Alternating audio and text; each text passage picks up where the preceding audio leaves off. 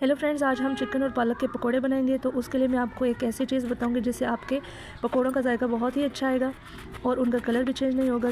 दूसरी बात ये कि वो क्रिस्पी बनेंगे।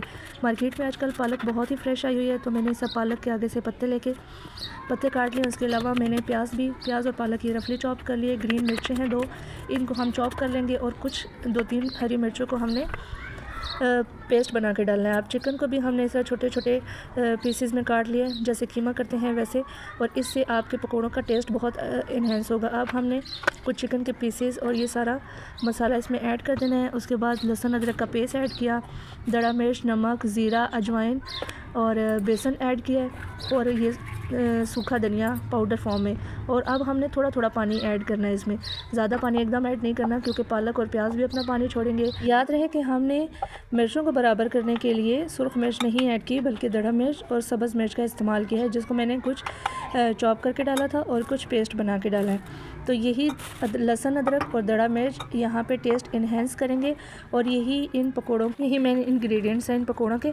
अब हमने इनको अच्छी तरह मिक्स करके 15 मिनट के लिए रेस्ट दिया, और साइड पे हमने ऑयल गर्म होने के लिए रख दिया।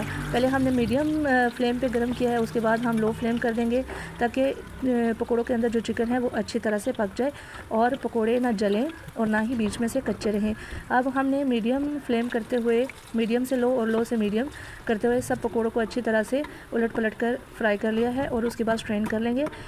याद रहे कि हमने मीडियम टू लो आंच पे पकोड़ों को बनाना है, क्योंकि इसके अंदर चिकन है, ताकि चिकन अंदर से पक भी जाए और हमारे पकोड़े जूसी भी रहें। अब हमने पकोड़े निकाल लिए, उसके बाकी वेजेस भी मैं डाल रही थी, और ये देखें पकोड़े अंदर से पक चुके हैं और इनका कलर भी बहुत अच्छा आया था। अभी कैमरा उस तरह कैप्चर नहीं कर सका।